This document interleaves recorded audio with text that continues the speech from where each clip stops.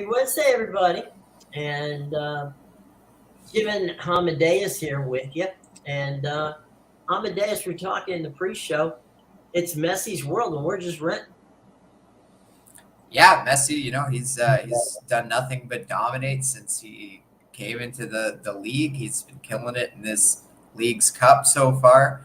Another massive win that was huge. On the road at Subaru Park against one of the better teams in the MLS for sure. So not an easy Philadelphia team to beat. They were up like 4-0 by halftime. So definitely looks like they're going to go all the way and probably take home this league's cup.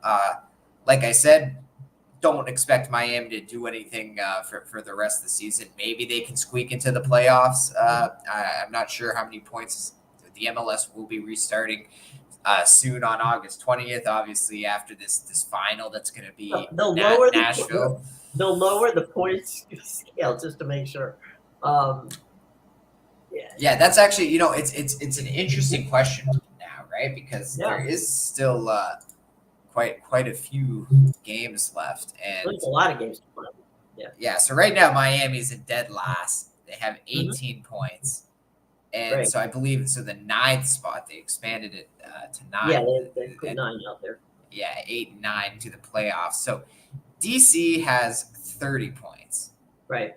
And realistically, that's only 4 wins, that 12 points, and at the rate Miami has been winning, and normally a team wouldn't be able to do that. That's in the position Miami's in, but considering the circumstances with the acquisition of Messi and how he's just dominated in this league's cup, I could see DC losing 4 road games and Miami just going on a tear. So who knows? Actually, maybe this Miami team can slip into the.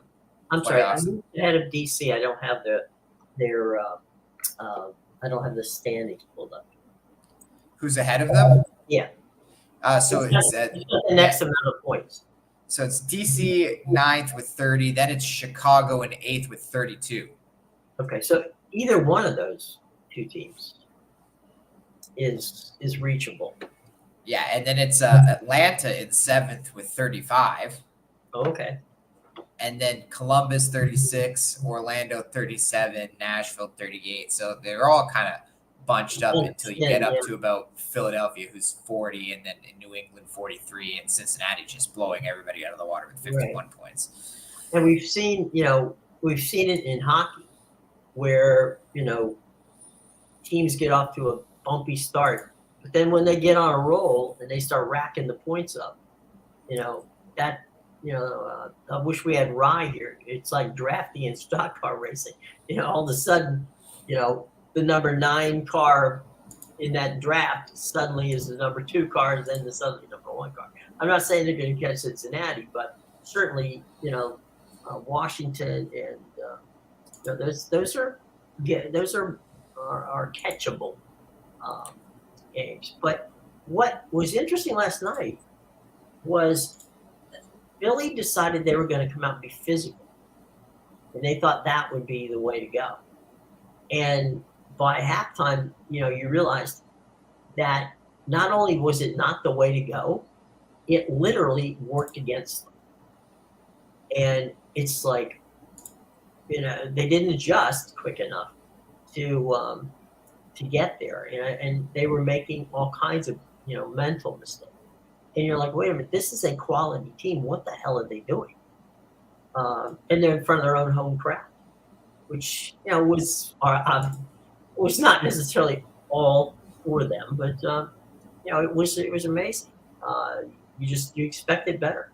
And Nashville's a tough place to play, but it will be interesting Saturday how this whole thing plays out. Yeah, so I guess Nashville is going to have the home advantage for that, which is very interesting. But we'll see how that one pans out for sure.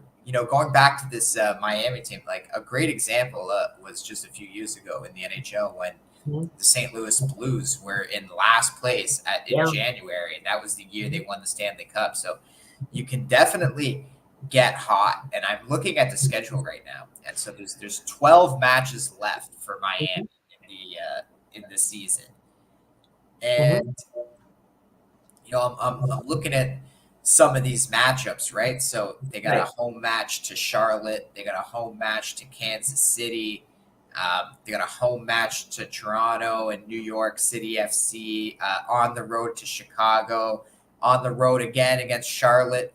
So these are all winnable matches. So realistically, and some of these other ones, right? Like Orlando on the road, 100% they can win that. That's not much of a travel for them. And even the one in Atlanta, Atlanta's a great home team, but Mm-hmm. obviously, this Messi team is something else. And they also have one at home against Nashville, which we'll see what they do in the League's Cup final, because if they dismantle them, that's a winnable match. So realistically, of these 12 matches, let's say they won 8 of those. Mm-hmm. That's 24 points, and then that's especially if some of these teams like DC or Chicago go on a bad run, because DC is not great and they really struggle on the road. So who knows? Maybe this Miami team can slip into the playoffs this year. It'll be interesting. And also looking at the schedule, they're in the semifinal of the U.S. Open Cup against Cincinnati, which is starting back up on August 23rd. So that's going to be interesting too, because now you got to think, if they go on to win this League's Cup, they got to be a real contender to go on and win the U.S. Open Cup as well. Mm-hmm. That'd be 2 pieces of hardware they haven't got. and I know that a lot of people were excited, and I know that they already started in Nashville saying, please don't sell your tickets, which is like, basically saying, please don't accept money, because we know what's going to happen. The Messi fans are going to, travel to Nashville and, buy those tickets. And, we talked about it yesterday. It was like watching Michael Jordan or Kobe Bryant or Ohtani or any number of different people. You want to see that person play, and you want to see that person, do well. And Lord knows that, Messi's got an army of fans out there that will follow him anywhere. And so far they've proven that they would. So, championship game, Nashville's an easy place to get in out of. And so that would be, I would think that tickets, are probably going to, be, they were 400 and in some cases $500 yesterday. You're probably getting 500-600, maybe even more for games for the championship game in Nashville. Yeah, 100%. So we'll see how that goes, right? Let's see if they can win their first piece of silverware. Yep, I mean it'd be interesting. I'm sure he's Messi says, okay, accomplishments this season, win the World Cup, check. Win the League's Cup, absolutely. That was number 2 on my list. So good on him. Anyway, amazing situation. So where are we today? Got a lot of games going on for the Premiership. Yeah, there's really not too much going on. It is the EFL Cup there, the Carabao Cup, but I don't know. I don't really watch those. There's only the one match too for QPR and Norwich. So watches those.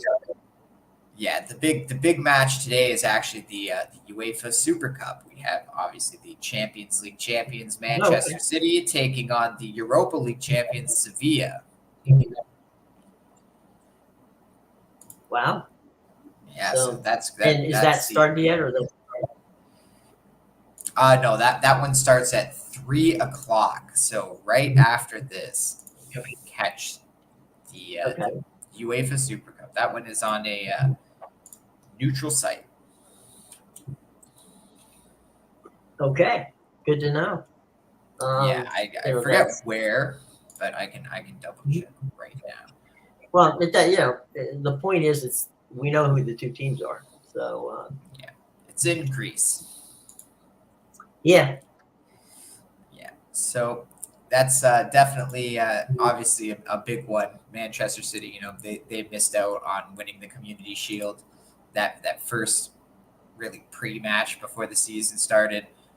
They showed up big against Burnley on Friday, and now they have a chance to win another trophy here, which would, I guess, be their first of the season. But you got to think that they're motivated just because obviously they had never won the Champions League. And now that they had won the Champions League, this would actually be their first appearance in the Super Cup because you have to win, that or the Europa League to get there. So this would be a good chance for them to take home the UEFA Super Cup.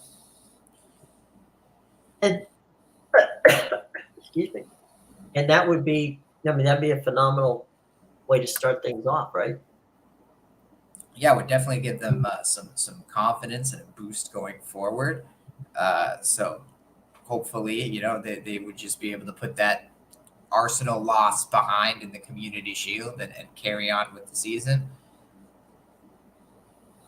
I'm just,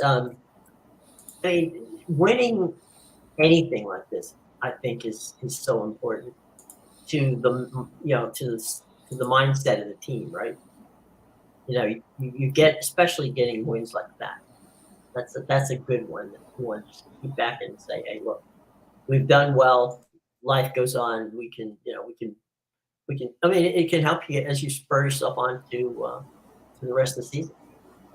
Yeah, definitely, and I'm sure they want to emulate the same thing that Real Madrid did when they won the La Liga title and the Champions League title, because last year, even though they didn't really win any trophies, they were kind of close but no cigar in every competition except for the Copa del Rey. They did win the Copa del Rey, but they did the same thing. They won the La Liga title and the Champions League, and then they came out. Won the Super Cup, and they won the Club World Cup later in the year. So definitely these are competition. I'm sure Manchester City is going to want to come out, win the UEFA Super Cup now that they have a chance to. And they'll also this will be their first time in the Club World Cup, obviously, because that's the winners of each Champions League around the world. So that's going to be a trophy later on in the year. I think around usually it's in the new year. But that'll be one for sure that they'll probably be focused on winning, just because it's a new competition they've never been in, and they would have to win the Champions League again to get back there. Which obviously they always want to win the Champions League, but it's a very tough competition to win. So I think the Club World Cup will definitely be something they're focused on, because as good as they are, this might be their only opportunity at it. You don't know if they're going to win another Champions League again, right? Right. Well, you can't assume you gotta anything. take the chance while you can. Right. You can't assume anything. And I think that's the key point here, is that you take what you can get and you fight for another day. And, you can ask the Buffalo Bills back in the day, winning a Super Bowl is not as easy as it looks. They went to 4 championship games and didn't, came back without the trophy. So it takes some time, that's for sure. Let's jump real quick over to Major League Baseball. We got stuff going on this afternoon. Top of the 4th, Mets are beating the Pirates 3-2. Top 3, Twins and Tigers. Twins 4th, Tigers 3. A 3:10 first pitch start between the D-backs and the Rockies. That game's being played in Colorado. Denver. Scipione is pitching for the Diamondbacks. Gober is pitching for Gober's pitching for the Rockies. Rays Giants. Savelli for the band. Let me try this again. Giants hosting the Rays in a Bay-to-Bay game. Savelli is pitching for Tampa Bay. San Francisco's got Walker. They haven't hit a Miller yet, though. What's going on? That's strange. 6:40 games. We got the Reds and the Guardians of Belleville, Ohio. Syndergaard for Cleveland. Cincinnati will have Abbott. 6:40 in Miami. It's the Astros in town. Verlander pitching for Houston. Ricardo for Miami. Oakland is in St. Louis. That's also a 6:40 game. And it's Blackburn pitching for Oakland. It is Levator pitching for St. Louis. Red Sox Nationals out down the street at the park at Nationals Park, Paxton on the hill for Boston. And Washington has Gore's left-handed pitcher. A left-handed day today, but actually the Guardians, Astros, Marlins, Athletics, Cardinals, and Red Sox Nationals all have at least one left-handed pitcher. Must be left-handed Wednesday. Phillies and Jays at the Rogers Center tonight. That will be Aaron Nola against Kevin Gausman.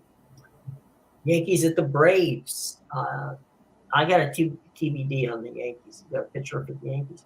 I got a TBD as well. Oh, okay. Then it might be Aaron Judge. Charlie Morton throwing for Atlanta tonight. Angels, Rangers, Detmers. I think for the Yankees, it was supposed to be Randy Vasquez, but he might have got scratched, I guess. Yeah, they scratched him. Gray pitching for Texas. Clevenger is pitching for the White Sox at the Cubs. I got a TBD on the Cubs as well. Same. So they don't know who's pitching. Royals, Mariners, that game is a 8-10 start in Kansas City. Castillo for Seattle. Kansas City's got MacArthur. Orioles, Padres, that's an 8:40 start out in San Diego. And Kramer is pitching for Baltimore, San Diego, Blake Snell. Dodgers, Brewers, that's a big game at 10-10. And Miley gets the ball from Milwaukee. The Dodgers give it to Clayton Kershaw. So there's your baseball for today. As I said, we have a couple games in progress and a couple more games getting ready to, get going right after us. So some quick observations on what's going on here as we get ready for the pennant stretch. Who's piquing your interest as we get down the stretch here?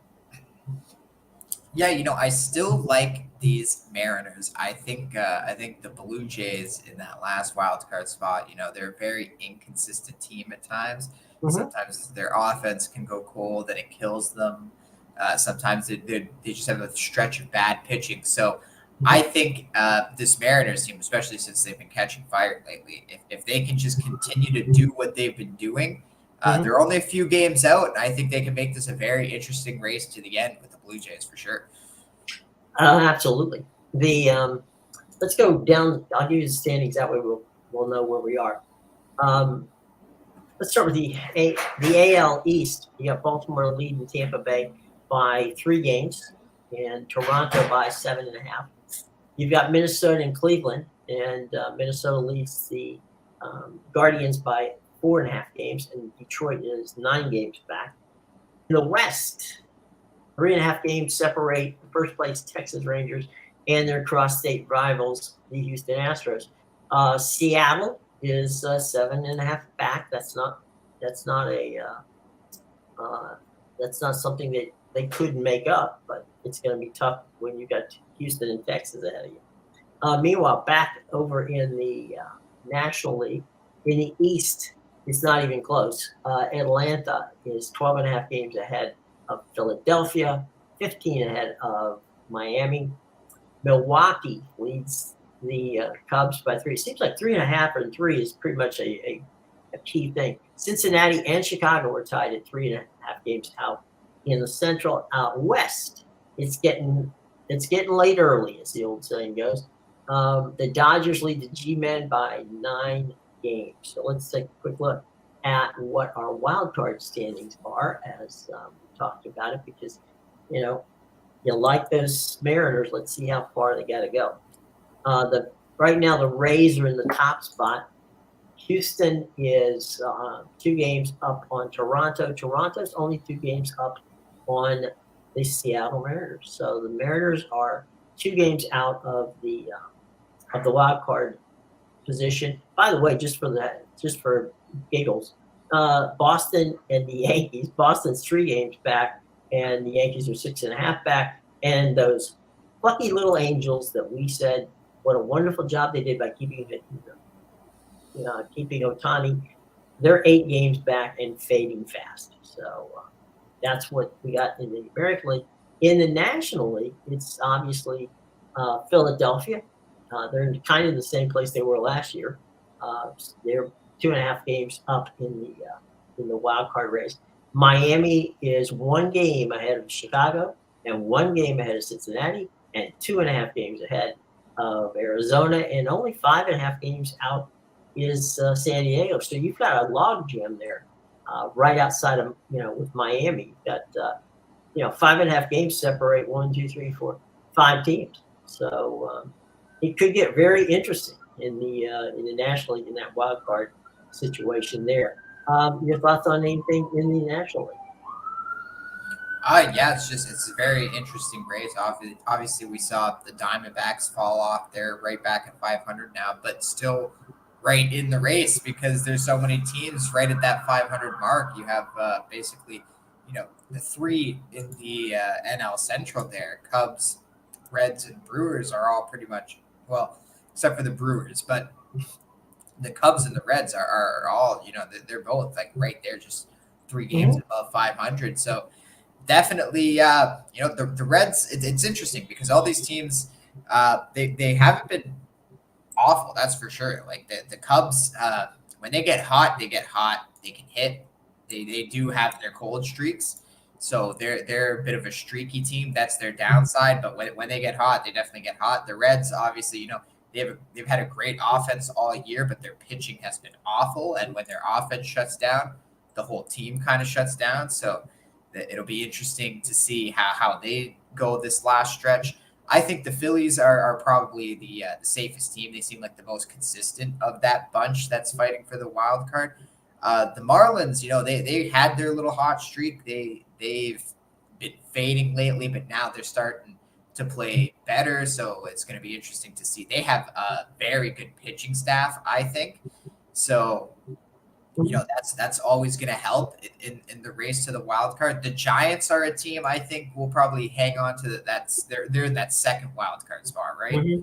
Yeah, I think they'll probably hang on to that, and then it's going to be up to the Diamondbacks. Really, their pitching hasn't been great this year. They've had a great offense, but lately they've been sliding down the ladder. So if they can get their offense a spark again, then they could very well make a run.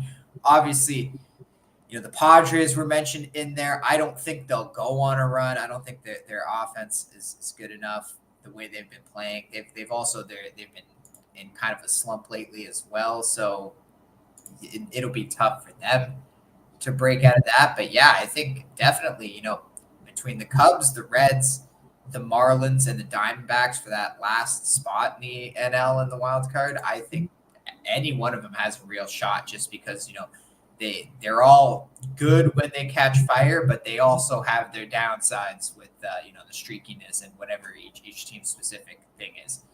You mentioned the San Diego Padres, and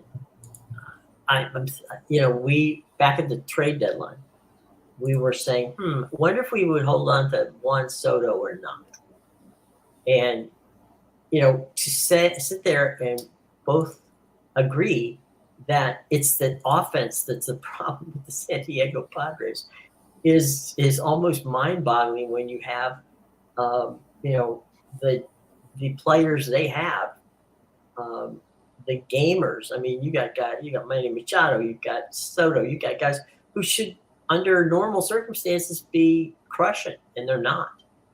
And Soto's a free agent at the end of the season, and he's got Scott Boras as an agent. So that's going to be interesting. I'm wondering if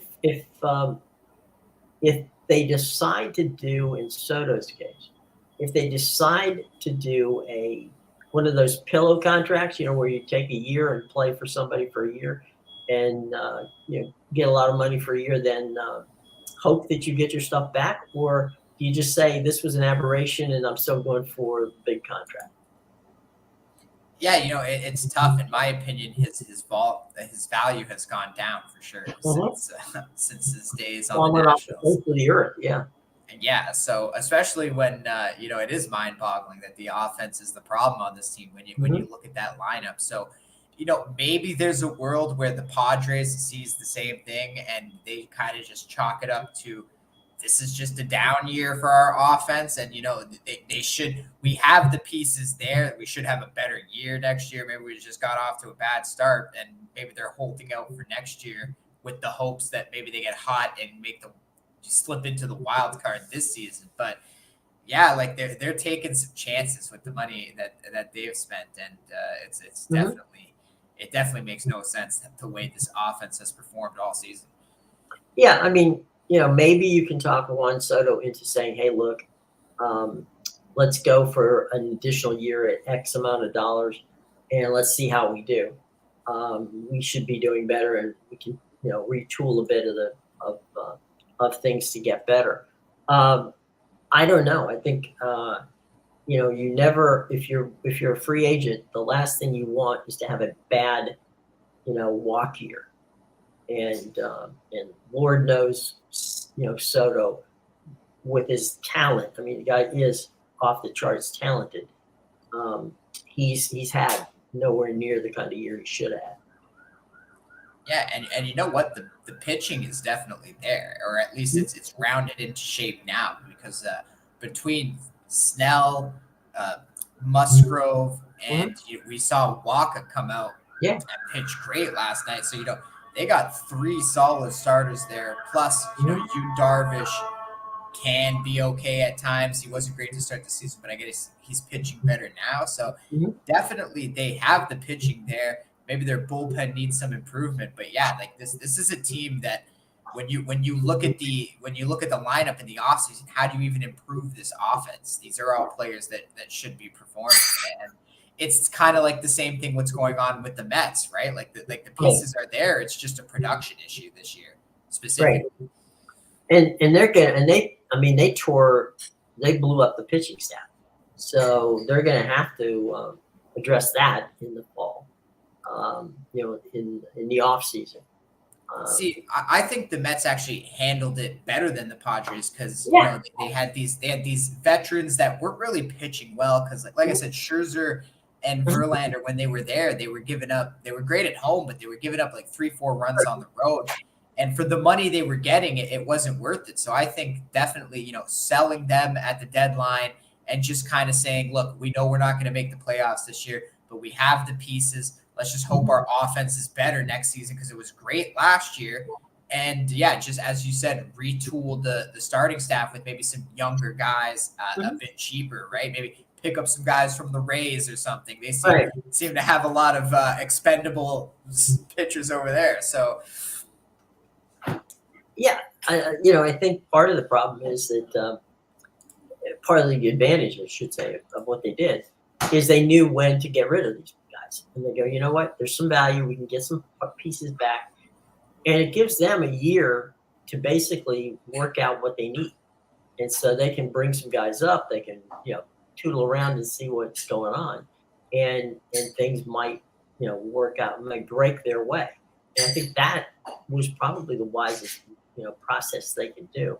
And I agree with you on that. And the other teams that decided to hold on to their superstars, San Diego and Anaheim. California, the Angels. You got to wonder, all right, you guys held on to these guys. How did it help you? And the answer to that question is no. And you didn't get anybody for what you have. So it is what it is. And I do agree the Mets are in a better position to know what they need to do. It's now, up to them in the offseason to figure out, how they get there. But I will say this for Philadelphia. They continue to overperform with guys that shouldn't be playing at this level. Kyle Schwarber is a utility player. But when they need him, he seems to step up and just blast the ball out of the park. I mean, he's money when he needs to be money. Bryce is money when he needs to be. Now Turner's starting to get into shape. So they're getting production out of the people they pay to produce. And some production out of people that they didn't pay to produce. So it's kind of like a kind of we've seen this movie. Okay, the Mets last year was the Braves this year. Okay, the Phillies are going to be there in the playoffs, and you're going to have to deal with them. And I wouldn't want to. I mean, they just have that kind of swagger about them that they are not afraid of anybody. Now they may not be as good as the Braves, and that's probably true, but they certainly don't fear anybody. Yeah, and that's what's interesting because the pitching staff really isn't that great. Like obviously, last year they had Nola, but everybody behind him, Wheeler, Eflin, they really weren't that great, and they still went on that run. And now this year, they're in the first wild card spot, yet Nola is nothing like he was last year. He's having an awful year, and then all of a sudden you have Wheeler, who's pitching much better. So it's very inconsistent pitching staff. And last year, obviously, the bullpen was the big problem. They had one of the worst bullpens in the league. Obviously, that's gotten better this year, but they continue to impress with the pieces that they have. They also have my favorite name of any player in baseball, Sir Anthony Dominguez. I mean, his first name is Sir Anthony. I mean, that's pretty cool. That is pretty cool. His parents obviously saw bigger and better things for him than just baseball. But I mean, it's going to be a very interesting season. And just a quick NFL note: Indianapolis, who we buried yesterday because of Jacksonville, has picked Anthony Richardson, the quarterback out of Florida, for their starting quarterback in this season. They've only played one preseason game. I guess they made the decision to say, okay, just give the ball to Anthony and let him roll. And yet CJ Stroud is still fighting for a job over in Houston. Yeah, that's a little. But I mean, people handle these things in different ways. I guess in Indianapolis, they just felt, okay, we don't have much. We really don't have a lot going here. And in Houston, they figure, okay, well, we want CJ Stroud to be the quarterback of the future, but is the future now? And I think I think in excuse me, down in the Tampa Bay situation with Baker Mayfield, I think they just feel more comfortable that Baker, has more upside than Kyle Trask. Trask will play this week, but I don't think. I mean, it's more Baker's to lose than it is Kyle's to win. And I don't think Baker. I mean, Baker has come out and said, "Look, I've got a chip on my shoulder any place I've ever played." And I just feel that it's imperative that I, prove to people that I belong in this league. I don't know why he has to prove to people that he belongs here, but okay, fair enough. Look at some of these guys that came out. I mean, Derek Carr, who's still in the league and playing in New Orleans, and was successful. I mean, there are guys who took a while to get to the point where they were comfortable in playing in the league, but once they got there, they were fine. And I think that's just a simple fact of what's going to happen to Mayfield. Now, whether it's going to happen in Tampa Bay, we'll see. But I think his best shot right there is there because they have a system that he couldn't play in, and I'm not sure that he's had that. A system that fits his skill set, and that's so important in the NFL or in college is to have a coach and a quarterback that play the same system and make it work. And I think in Baker's case, he doesn't have to overdo it. He just has to manage the game well and stay out of trouble, and he'll be fine. Yeah, I think part of the reason why he feels he has to prove himself still is because he still came from that Cleveland quarterback graveyard that everybody thought was over, but is apparently ongoing still somehow. But yeah, like there's a lot of people I know and I talk to who don't like him and don't believe that he's a good quarterback. So I definitely see why he has to prove himself, or why he feels he has to prove himself anyway. I don't think he has to prove.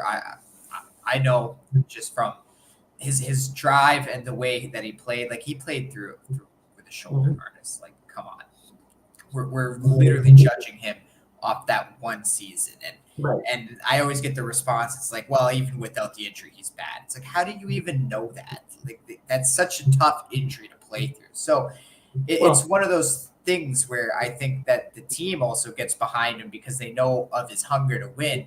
And Sure. if you want to talk about, oh boy, what about his attitude, which Cleveland had such a big problem with? Well, we're talking about a team that had to deal with Antonio Brown at one time, so Right. I'm pretty sure Baker Mayfield is a walk in the park for them.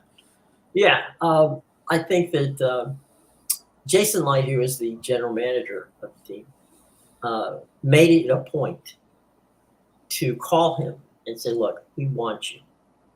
We want to sign you to a contract. We want you. We want. I mean, to basically smooth things from day one, to let Mayfield know that you're not here just because we want to see if you can play.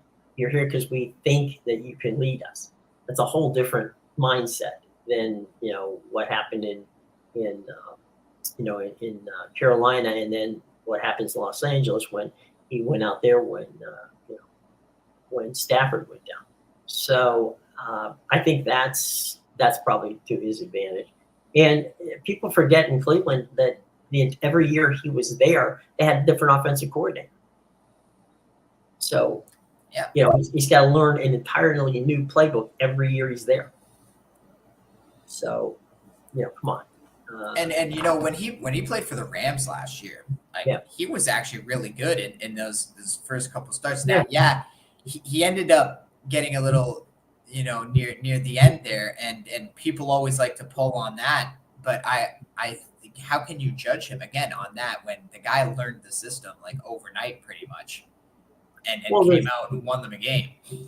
Well, there's that, but the things that they don't mention is the fact that they lost the left guard, the left tackle, and one of the tight ends.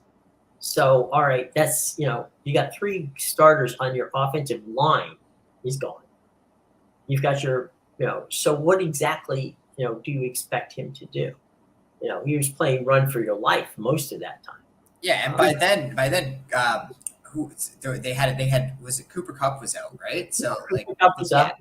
Yeah, so like they had all their wide receivers are gone. They were basically limping to the finish line at that point.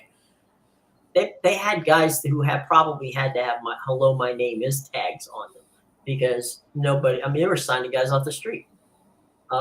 So it's unfair to judge Mayfield's performance based on the fact that he's playing with your second and sometimes third team players.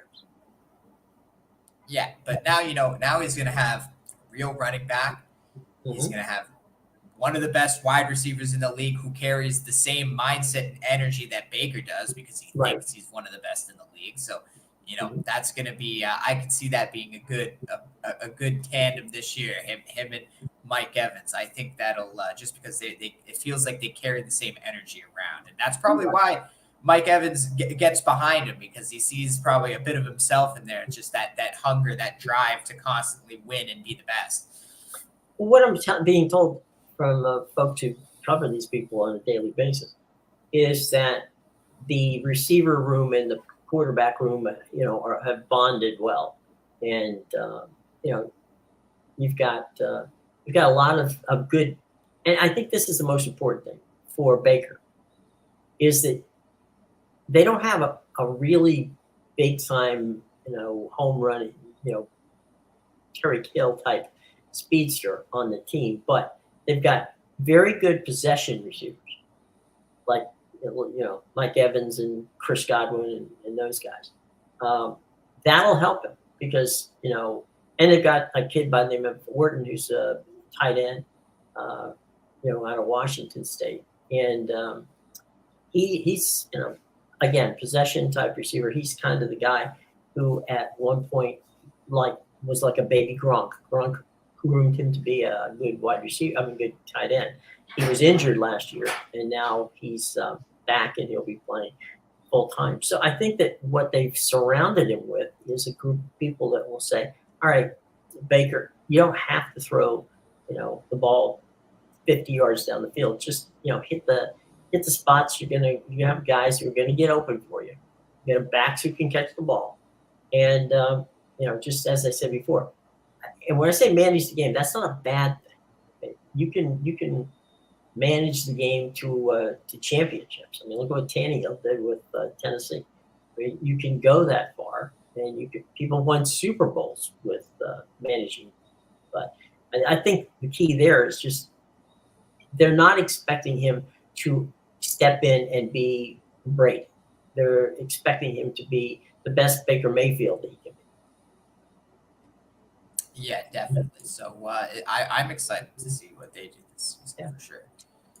We talked about. I mean, this is going to be an interesting year for the quarterback in the NFL. We'll get deeper into that later. But is this year that I mean you're not that far away from Buffalo? Is this the year that we see finally that the Bills get over the hump? You know what? It's tough to say because every year is the same, but they have a really good team. So they got athletic players and good players. So we'll see, but we'll get into that a lot closer to the time. So, my friend, any final thoughts and tell people where they can get your information, which we know is right in the down below in the show box, but. Other things that they need to know, some things that they might want to know for today. Yeah, you can get my plays at bigal.com and pickedvisor.com. The links are in the description below. I have 2 plays on the UEFA Super Cup that's about to kick off in about 15 minutes. And I have something on the Copa do Brazil tonight. And also 3 plays in the MLB, including my AL West total of the year. So you can go get that tonight for sure. There you go. A little bit of something for everybody there. Okay. All right, man. Folks, thanks very much for joining us. We've had a lot of fun. Amadeus and I will be back here tomorrow to have some fun again. So take your time. Have a wonderful day. Stay safe and plenty of stuff to watch when you get off with us. We'll see you tomorrow and we'll talk about it.